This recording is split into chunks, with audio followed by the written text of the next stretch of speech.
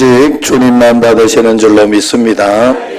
여러분 매일매일 살아가면서 우리도 이렇게 찬양 끝내고 박수를 안 치는 것은 영광과 존귀는 하나님만 정말 받으시라고, 우리는 그저 하나님께 드렸을 뿐이라고 하는 의미가 들어있어요.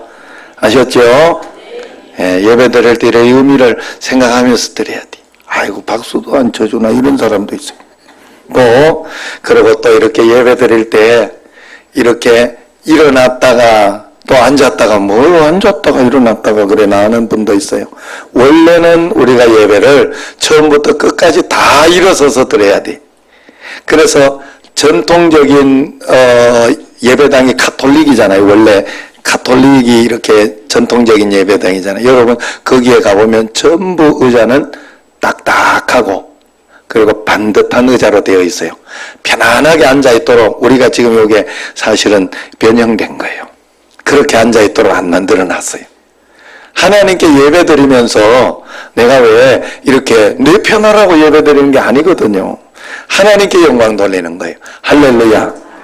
야, 그러면 하나님이 너무 이기적인 분이 아니신가 이렇게 생각이 되어도 참 신기한 건 하나님은 사람을 그렇게 하나님께 영광 돌리며 살아갈 때 가장 행복하고 가장 복되고 그리고 가장 풍성한 은혜를 받으면서 축복을 받으며 살도록 그래 만들어 놔버렸네.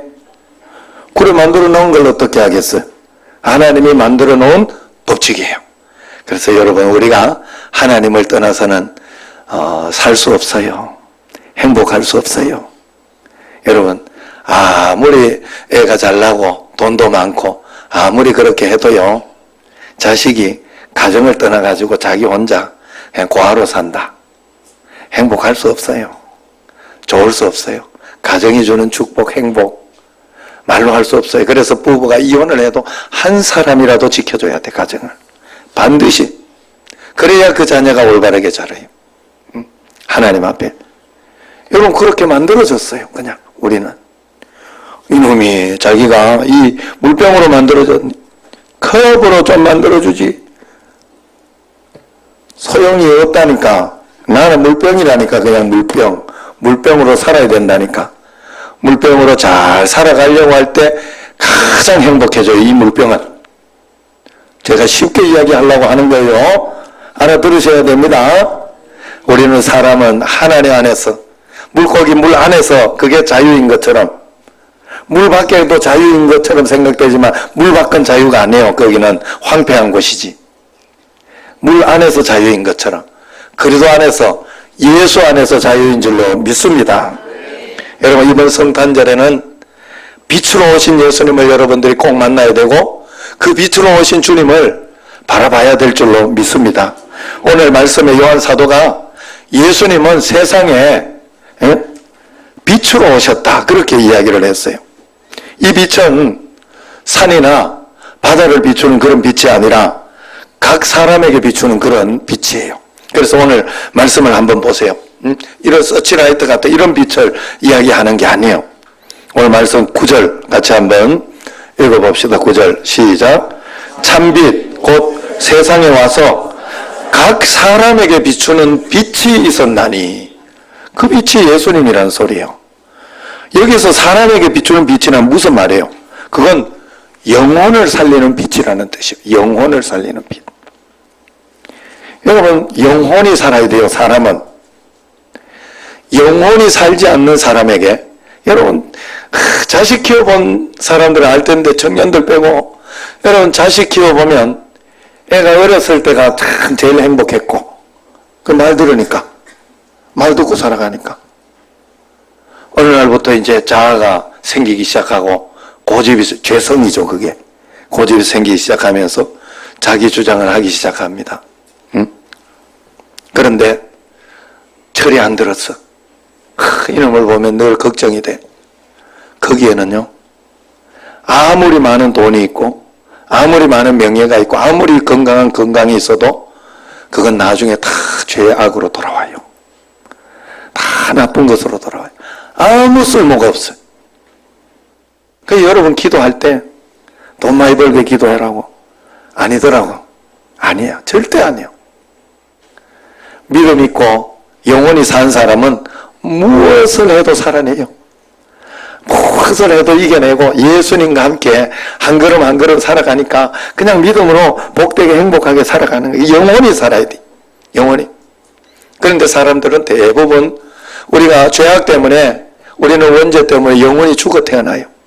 그래서 에베소서 2장 1절에 보면 예수님께서 빛으로 오신 이유는 우리의 영혼을 살리려고 했다고 그렇게 이야기해요. 그래서 그는, 예수님은 허물과 죄로 죽었던 너희를 살리셨도다. 에베소 5장 14절에 잠자는 자여 깨어서 죽은 자들 가운데서 일어나라. 그리스도께서 너희에게 비추이시리라. 예수님이 비출 거니까 잠자던 너는 깨어나라.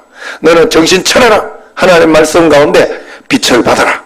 깨달으라 이 말이에요. 저는 사실 어느 날부터 여러분들에게, 자녀들에게도 마찬가지고 성도들에게도 마찬가지고 강요해서 이야기해서 되는 일이 없어요. 절대. 그러면 오히려 반발심만 키울 때가 더 많아. 물론 그렇다고 해서 이야기 안 하지는 않아요. 내가 부모로서, 내가 당회장으로서, 내가 목사로서 해야 할 이야기가 있다면 해줘야 되죠. 해주지만 내가 말한다고 거기에 기대를 걸지는 않아요. 어느 날 하나님이 그 사람에게 빛을 비춰줘서 깨달아야 되더라고. 여러분 참 신기하죠. 어른들 이야기 들을 때는 다 그러려니 하고 들어요. 그런데 나중에 자기가 그 나이 돼 가지고 깨달아. 진짜 깨달아 가지고 그런 마음으로, 그런 전심으로 살면 얼마나 좋을까. 근데 그게 안 돼. 성장하는 양이고 성장하는 것이더라고. 그래서 여러분, 저도 늘 여러분들의 기도하면서 말씀 전하고 하면서도 하나님, 이들에게 정말 빛을 비춰 주옵소서. 정말 좀 깨닫게 해 주옵소서. 정말 하나님 말씀이 들리게 해달라고 그렇게 기도합니다. 여러분, 이 말씀을 기록한 사도 바울 자체도 원래는 핍박자였어요. 핍박자였으나 햇빛보다 더 강한 빛으로 임하신 주님을 만나고 영원히 살고 사도가 되었어요. 이 영혼에 예수님이 빛으로 임한 사람은 영혼만 살 뿐만 아니라 삶 전체가 살아나게 되고 복을 받게 되는 줄로 믿습니다. 여러분 정말로, 그래서 여러분 마음속에 믿음이 충만해야 되고, 어떤 믿음이 충만해야 되는가 하면, 여러분 내가 이렇게 저렇게 될 것이다 하는 믿음이 아니에요.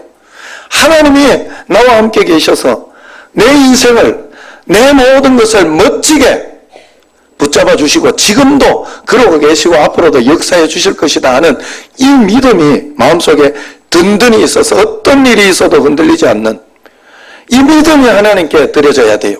그러면 반드시, 어제도 제가 이렇게 후배 목사한테 기가 막힌 간증을 들었어요. 나중에 한번 이야기해 줄 때가 있을지 모르겠어요. 정말로 하나님, 이야, 믿음으로 기다리고 주님 앞에 또 믿음으로 살아가니 그런 일도 일어나는구나. 그러면서 주중에 이렇게 좋았던 일이 확 틀어지면서 나빠지려고 하더라고. 그렇게 이야기하더라고. 그래가지고 급해가지고 그냥 이번 주일은 나 금식 기도했네 이러더라고. 그러니까 하나님 은혜 가운데 진짜 기가 막히게 일이 풀리는 거예요. 그건 사람이 이야기한다고 되는 일이 아니에요.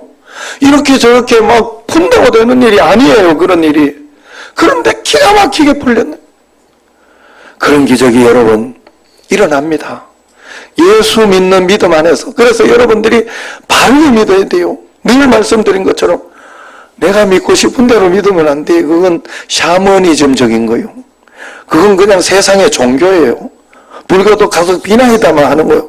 내가 비는 대로 해달라는 거예요. 딴소리 하지 말고 내가 비는 대로 해달라는 거예요. 그게 종교예요. 하나님은 그렇지 않아요. 하나님은 내가 너를 인도하겠다. 내가 너와 함께 있어 너를 복되게 해주고 정말 행복하게 인도해 주겠다. 그러니 너는 내 말을 들어라. 이게 하나님의, 우리가 믿는 거예요. 이게 믿는 거예요.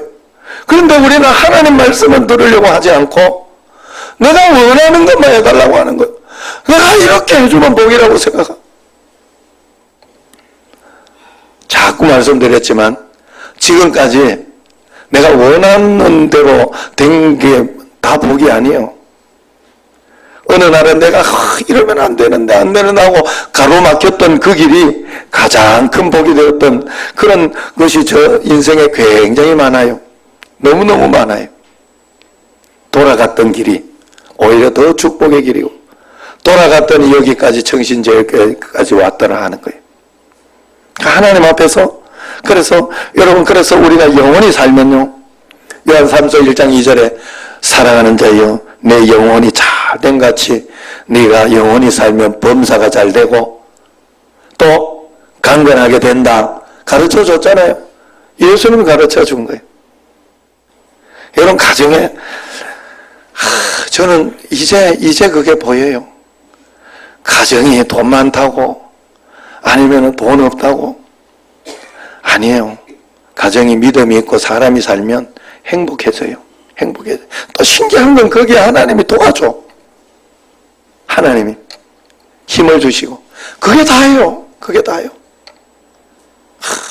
지난주에 어떤 또 노 권사님들을 이렇게 만났는데 내가 보면서 이렇게 인생이라는 게 참 그렇구나. 인생이라는 게 참 내 마음대로 다 되는 것도 아니고 한 걸음 한 걸음 주님과 함께 그렇게 살아가다가 끝나는 거구나.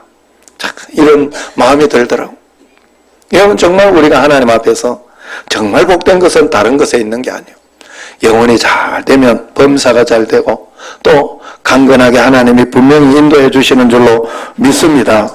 그래서 우리가 늘 하나님 앞에 빛으로 우리 영혼에 비추면 하나님께서 우리에게 이 삼중 축복을 주는데, 빛이 우리에게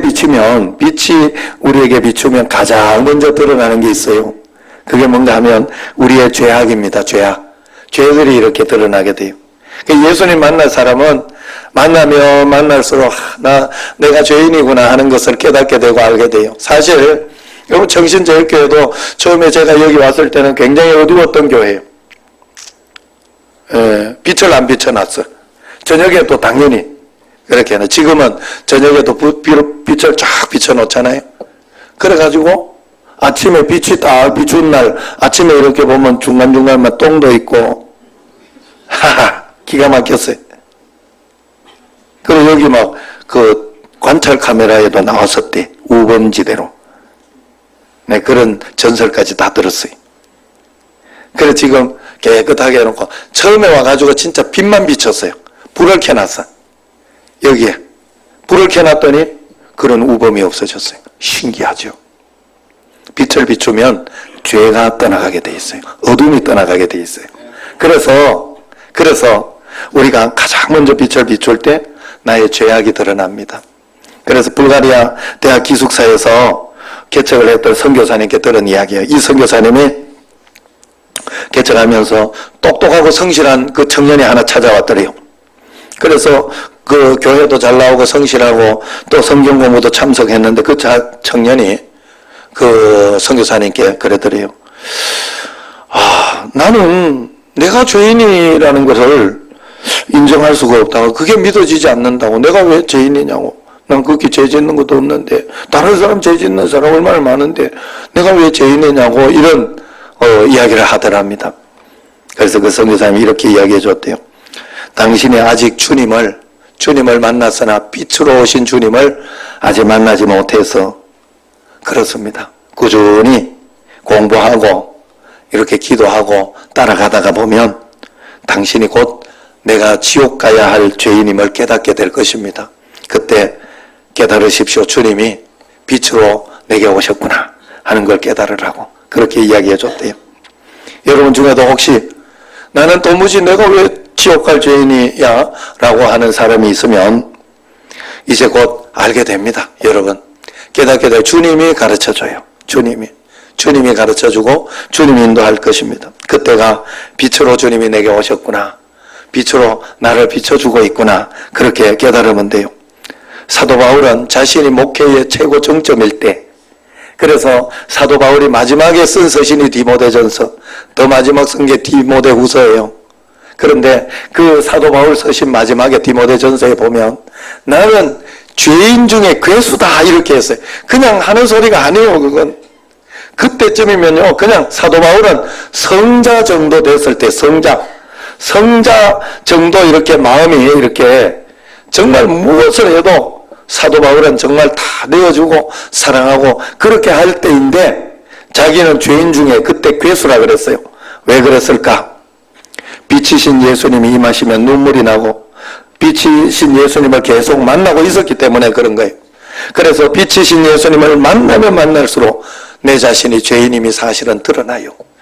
야, 그 다른 사람 이야기할 게 하나도 없어. 저도 늘 그런 생각을 해요. 사실은 다른 사람 이야기할 거 하나도 없구나. 사실 예수님을 이렇게 만나고 보면요, 만나면서 정말 주님과 함께 살다가 보면 처음에 변화되는 게 뭔가 하면 내가 예전에 죄라고 생각했던 뭐 소리 지르거나 아니면은 싸우거나 거짓말하거나 이런 거는요 저절로 없어요. 저절로. 왜냐하면 아주 싫어. 그게 나하고는 관련이 없어져요. 빛이 계속 임해서 그래. 그러나 존재 자체의 그 죄악들, 내가 하고 싶지 않아도 하는 어떤 그런 죄악들, 우리는 정말 죄 가운데 있거든요. 그것이 드러나 주님이 빛이신 주님을 만날 때 그런 것입니다. 그래서 예수님께서 요한복음 12장 46절에 이렇게 이야기를 합니다. 나는 빛으로 세상에 왔나니 무릇 나를 믿는 자로 어둠에 거하지 않게 하려 하심이라 그랬어요. 그리고 에베소서 5장 13절에도 보면 책망을 받는 모든 것은 빛으로 말미암아 드러나느니 드러나는 것마다 빛이니라 그렇게 이야기를 해요. 빛 때문에 드러난다는, 책망받는 것이나 뭐 어떤 그런 죄악된 것이나 이건 내 마음속에 빛 때문에 그렇다 하는 거예요. 그래서 어둠에 거하지 않는다 하는 말은 은밀한 죄를 짓지 않는다는 말도 되지만은 반대로 또 생각해 보면요, 빛이 내게 임하면 내가 어둠에는 거하지 않지만 그걸로 끝나는 게 아니라 거기에 기쁨이 충만한 삶을 살게 돼 있다 하는 그런 뜻이 거기에 들어있어요. 어둠이 떠나가면 내게 빛이 있기 때문에 기쁨이 있고 만족감이 있고 행복감이 있어요. 참 신기한 건 제가 그랬어요. 여러분 진짜 신기한 거는 뭔가 하면 옛날에는 막 어려운 일이 닥치고 힘든 일이 닥치면 내 죄가 먼저 생각이 났어요. 내가 잘못해서 그런가 보구나. 막 그런 어떤 생각이 들고 또 그 하나님 앞에서 그런 마음으로 이렇게 회개하고 그랬는데 요즘 같은 경우에는 그것보다가는 그것이 먼저 생각나는 게 아니에요. 하나님 앞에 내가 하나님 앞에 정당하고 그리고 내가 주님 앞에서 복되게 이렇게 내 삶을 살아가고 있을 때 마음속에 어떤 마음이 드는가 하면 담대함이 생겨요. 담대함. 하나님 또 뭔 복을 주시려고 이러나 또 이거 내가 이겨낼 수 있다. 뭐 걱정할 일 아니다 하는 그런 마음으로 당당하게 되더라고. 참 신기해요. 그게 다예요, 여러분. 예수님 안에 거하면 하나님이 기쁨을 주셔요. 만족감을 주시고 환경은 어렵고 답답하고 힘들고 그렇게 하지만 그것 때문에 걱정하거나 두려워하는 것이 아니라 주님과 함께 담대하게 같이 당당하게 기쁨으로 살아가도록 주님이 해주신다 하는 거예요. 그래서 기쁨이 생겨요. 예수님 빛으로 임하면. 오순절 마가다락방에 성령이 임했을 때 성도들이 크게 기뻐하였던 것 같습니다. 그래서 사도행전 2장 46절을 보면 그 빛을 받은 성도들이 날마다 마음을 같이하여 성전에 모이기를 힘쓰고 집에서 떡을 떼며 기쁨과 순전한 마음으로 음식을 먹는다. 기쁨과 순전한 마음으로. 또한 사도행전 8장 8절을 보면 빌립이 사마리아 성에 가서 전도를 했을 때 그 성에 큰 기쁨이 있었더라 하는 말씀이 나와요. 또 사도 바울은 비시디아 안디옥에 가서 전도를 하다가 쫓겨났지만은 그때도 거기에서 기쁨이 충만했다 이야기를 합니다. 그래서 사도 바울은 감옥에서 고난과 능력을 내가 당하였으나 기뻐하라 그렇게 이야기를 했어요. 빌립보서 이와 같이 너희도 기뻐하고 나와 함께 기뻐하라. 4장 4절 주 안에서 항상 기뻐하라. 내가 다시 말하노니 기뻐하라. 이렇게 기뻐하라고 이야기했을 때가 사도 바울이 로마 감옥에 있을 때예요. 에베소서, 골로새서, 빌립보서, 빌레몬서 이게 로마 감옥에 있을 때 쓴 편지 옥중서신이라 그래요. 그런데 사도 바울은 거기에서도 너희들은 내가 기뻐하는 것처럼 너희들도 기뻐해야 된다. 예수 안에 있는 자는 기쁠 수밖에 없다라고 그렇게 이야기를 해준 겁니다. 여러분 C.S. 루이스라고 알죠? C.S. 루이스 기독교 이제 작가이죠. 그가 천국과 지원의 이혼이라는 그 작품에서 천국문에 서 있는 수위를 소개합니다. 이 수위는 천국에 오는 사람들에게 한 가지 질문만 한다고 그래요. 천국문 앞에서. 당신은 예수님을 알게 됨으로 참을 수 없는 기쁨을 가지고 있습니까? 여러분도 이제 천국 가야 되니까 천국문 앞에서 이 질문에 대답을 준비해야 할 것입니다. 아우, 고생만 하고 왔어요. 세상, 아이고, 지겨워. 그러고 가면 안 된다는 거예요. 그러면, 너 당신 안 믿는 것 같다. 이렇게 돌려보낼지도 몰라요. 예수님이 함께 있으면, 예수님께 모든 것을 맡기면, 여러분, 만족함과 기쁨은 반드시 찾아오는 줄로 믿습니다. 여러분, 그래서 우리가 하나님 앞에서 햇빛보다 더 밝은 빛이 우리 안에 머물고 있도록 해야 돼요. 그래서 사도 바울은 우리를 빛의 자녀라 그렇게 이야기했잖아요. 사도행전 5장 8절에 너희가 전에는 어두움이더니 이제는 빛이라, 주 안에서 빛이라, 그러니 빛의 자녀들처럼 행해라 이야기를 합니다. 우리가 빛의 자녀라는 것은 사람들의 눈에 빛처럼 느껴지는 삶을 산다는 그런 뜻입니다. 그래서 마태복음 5장 16절에도 보면 이와 같이 너희 빛이 사람 앞에 비치게 하여 그들로 너희 착한 행실을 보고 하늘에 계신 아버지께 영광을 돌리게 해라 그렇게 이야기를 했어요. 그래서 아내들에게도 아내들이요 너희가 너희 착한 행실을 보고 남편이 예수 믿게 해라 이렇게 이야기했어요. 성경에는 그래 이야기하고 있어요. 그래서 알렌 크라이더의 그 회심의 변질이라는 책을 보면 초대교회에는요 신자가 되기 위해 예수님 믿기 위해서 굉장히 힘들었다고 해요. 왜냐하면 예수님을 믿으면 신자가 되면 재산도 세상 지위도 다 잃게 되고 목숨까지 내놓아야 하는 그런 처지에 된다고 해요. 그게 초대교회. 그런데도 신자가 되겠다고 하면 이 사람이 내부 침입자는 아닌지 이 신고하려고 여기에 들어온 것은 아닌지 그 의심부터 받아야 하고 회심의 확인을 하기 위해서 훈련과 검증 절차가 3년이 갔다고 그래요. 그 검증은 진정한 거듭난 자의 삶을 살게 되었는지 확인한다고 그래요. 그래서 이 사람이 거룩한 사람이 됐는지, 가난한 자를 돌보고 있는지, 아니면 병든 자를 방문하고 나그네를 대접하고 있는지, 원수를 용서했는지, 가족과 친구 이웃에게 그렇게 확인받는 시간이라 합니다.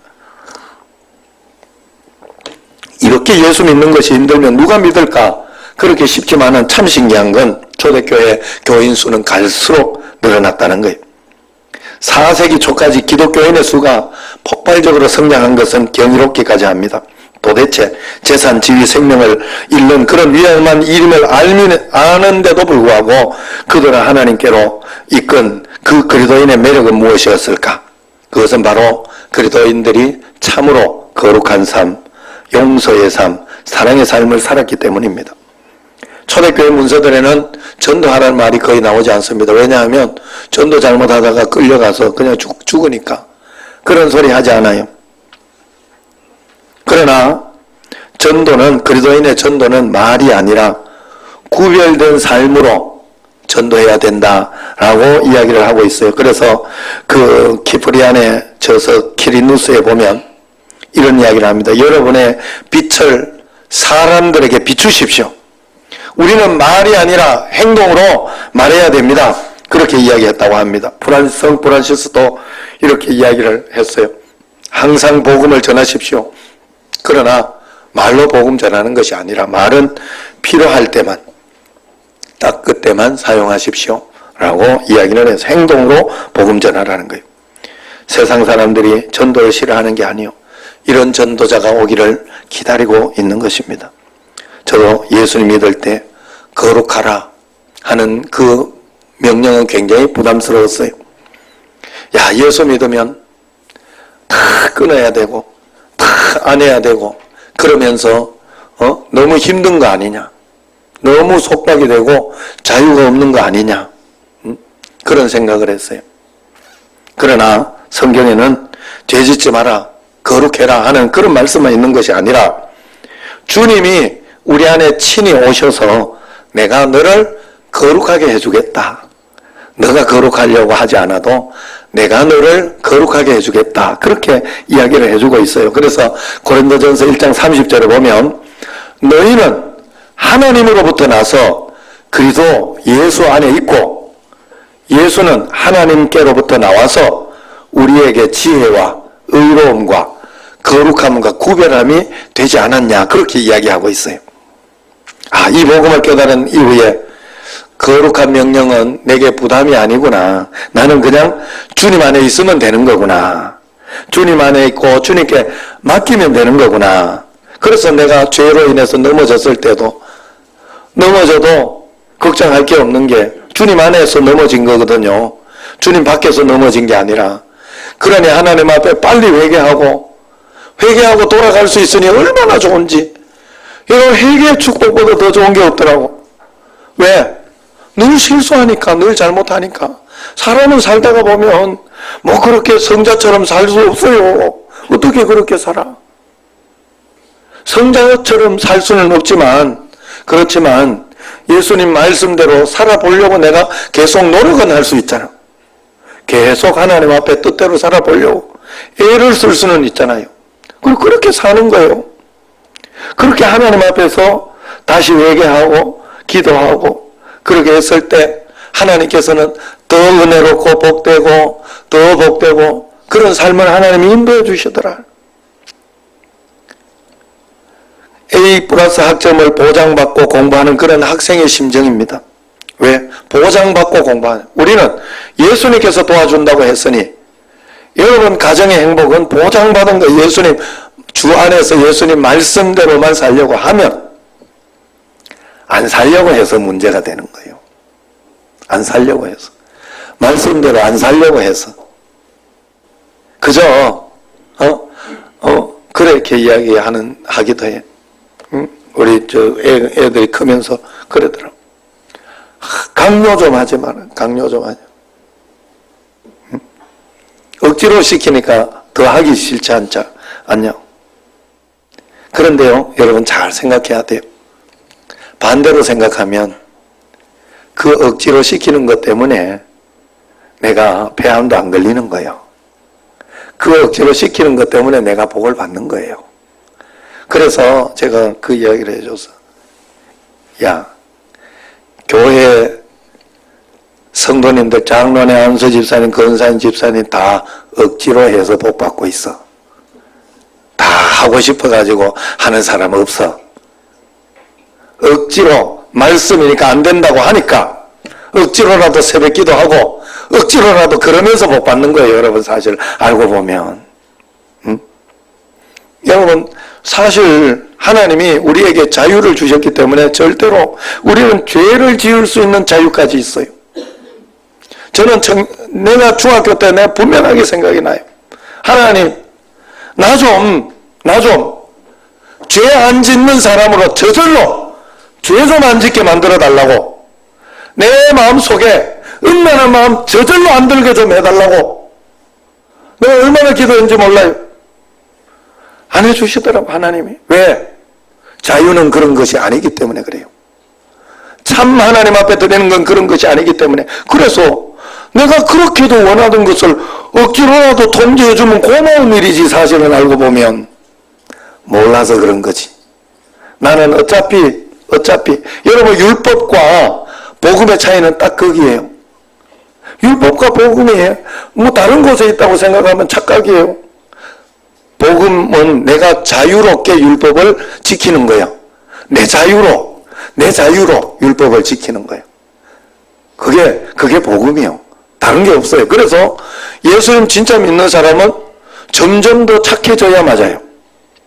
물론 지혜로운 것과 어둔한 것은 구분하지만 예수님 믿는 사람은 점점 더 선해져야 맞아요. 점점 더 사랑이 풍성해져야 맞아요. 점점 더 싸울 거를 참아주는 게 맞아요. 그게 예수님 잘 믿는 거예요. 복음과 율법을 착각하시면 안 돼요. 그래 여러분, 우리가 하나님 앞에 주님께서 우리에게 거룩한 빛으로 우리에게 임하였을 때 우리에게 대표적으로 맺히는 열매가, 여러분에게 열매가 있어야 하면 그건 사랑의 열매일 겁니다. 예전에는 이런 게 믿고 막 속상하고 그랬는데 점점 사랑의 열매로 내게 맺힌다. 내가 예수님이 내 안에 있구나, 내가 예수님과 함께 살고 있구나 생각하면 돼요. 그런데 하나님은 나를 저절로 하나님을 사랑하게 안 만들었더라 하는 거예요. 하나님을 거부하고 마귀를 택할 자유까지 주셨더라 하는 거예요. 왜 그렇게 하셔야만 하셨을까? 진정한 사랑을 하려고 하면 반드시 그 자유가 있어야 되거든요. 그게 진정한 사랑이거든. 내가 진짜 믿는 거고 진짜 사랑하는 거거든. 강제로 하나님을 사랑하게 하거나 로봇처럼 하나님을 사랑하게 하면 하나님이 그걸 받는다고. 로봇이 여기 앉아가지고 당신 영화 돌립니다, 당신 영화, 맨날 그 소리 듣는다고 생각해봐요. 그게 기쁘고 즐거우가 아니잖아요. 여러분, 어느 날 자식이 깨닫고 와서 아빠 사랑해요, 엄마 사랑해요, 정말 이렇게 하셨군요, 존경합니다, 이렇게 이야기를 할 때가 가장 감동적이고 좋잖아요. 저절로 하는 것은 아니잖아요. 그래서 자유가 있어야 하는 거거든요. 여러분, 예수님이 빛으로 오셨다면 왜 어떤 사람은 이 빛을 만나지 못하고 그렇게 세상 사람들은 그렇게 살아갈까? 왜 세상만 바라보며 그렇게 살아갈까? 이유는 한 가지예요. 하나님 바라보지 않고 세상을 바라보며 살기 때문에 그래요. 여러분, 정말 우리는 세상을 굉장히 많이 바라봐요. 청년들이나 학생들도 이렇게 보면 손에 쥐고 있는 게 그냥 늘 게임이야. 게임, 그냥 유튜브. 하나님을 그 정도만 바라봤다면 뭐가 뒤집어져도 확 뒤집어졌을 거예요. 그런데 그게 안 돼. 그게 안 돼. 내가 뭘 지금 계속 집중적으로 바라보고 있는가를 내가 알아야 돼요. 나를 자신을 볼 줄 알아야 돼요. 정말 내가 하나님 앞에 매일 하나님 앞에 기도하고 말씀을 읽고 하는 것도 내가 양심적으로 하나님 앞에, 양심적으로 TV 보고 내가 다른 거 보고 그런 시간을 내는 데는 굉장히 말이야 할애하면서 하나님 앞에 드리는, 하나님을 바라보는 시간은 이렇게 내가 안 갖는구나. 내가 양심적으로 미안하더라. 그래서 히브리서 12장 2절에 믿음의 주요 온전하게 하시는 이인 예수님을 바라보자, 그렇게 이야기하잖아요. 예수님을 계속 우리가 바라보면 분명히 하나님은 여러분을 도와주시고, 깨닫게, 사람은요 깨달으면 내가 정말 이거는 나쁘다 그러면 언젠가는 끊게 돼 있어요. 그거 나쁜 걸 계속 나쁘다 알면서 계속 막 그러지 않아요. 나빠도 다른 놈도 다 그래 하는 걸 이러면서 자기 정당화를 시켜서 그렇게 나쁜 짓을 하는 거지. 이건 안 되겠구나 깨달으면 바뀌게 돼 있어요. 사람은. 그래, 빛이 비쳐야 돼. 빛이. 그건 주님을 바라볼 때 깨닫게 됩니다. 비추게 돼 있어요.